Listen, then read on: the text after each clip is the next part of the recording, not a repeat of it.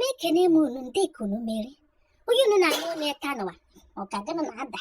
But Adanatamkpuruaghara more yet chile kayin a Mary or ma.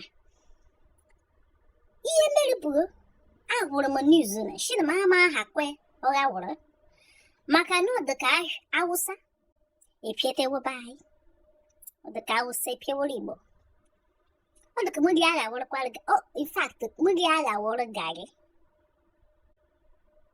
I can't cook water to Okuno Kunua. Macano? Ye can't, if you put a wonte. Man, the cake also Jikuno, but one chine kaye chehuwa. But one chine cake hobo, and the naked canny. Oh, where we in the chicken, the shy hen, me, and I shall up with our Kaite Aquaquanic, Berry. Then I will do video on Kaite Kunua. Meantime, the army has arrested over 400 suspected Boko Haram members in Abia State, southeast Nigeria. They were apprehended along the Enugu-Port Harcourt Expressway by soldiers attached to the 144 Battalion in Ukwa West local government area. The suspects, including 8 women, were traveling in 35 buses, 2 of which escaped with their occupants. Their arrest is coming after security operatives disabled an improvised explosive device planted on the premises of a church in Imo State. Some of them are between the ages of some 16 years, between 16 and 25, 30, some much less.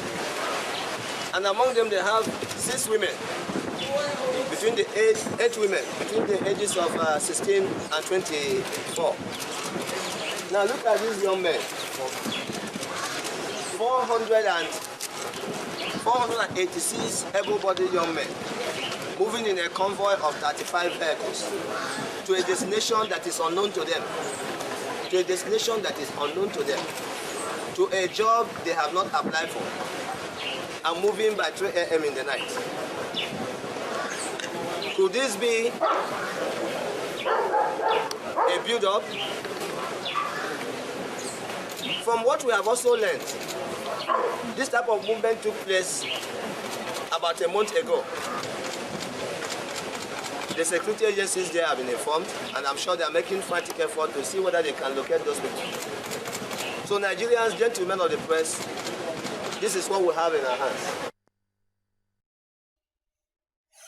No,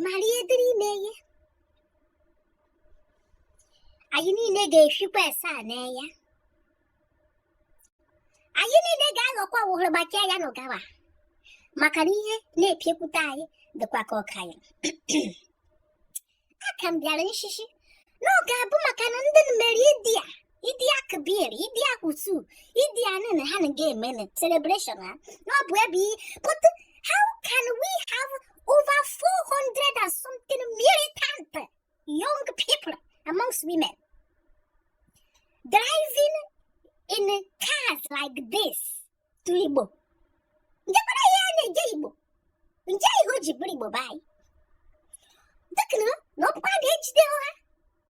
we wouldn't know what is going on. Makwano will whistle blow me whistle.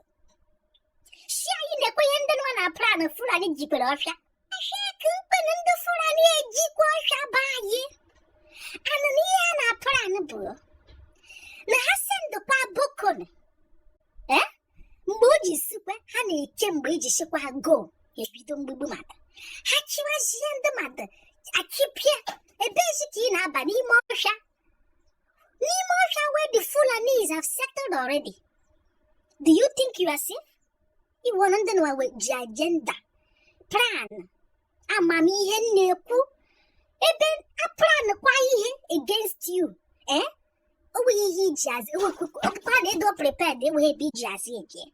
A baby in the gay cap and who could jikelesh chineke. Meraye memo. Kaimale bogan was yabia. Chichineke.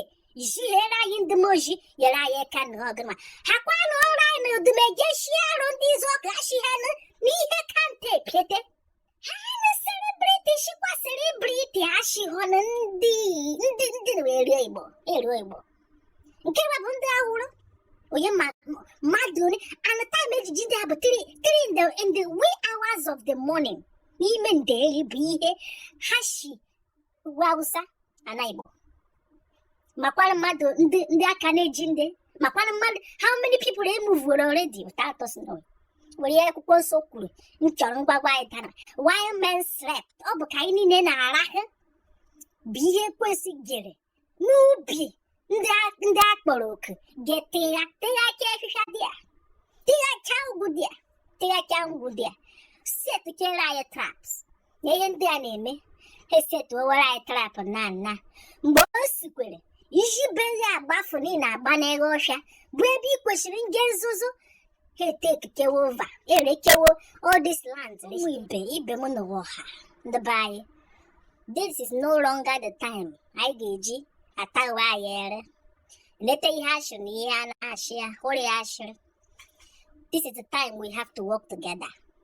Ashịkwan can two work together except there's agreement.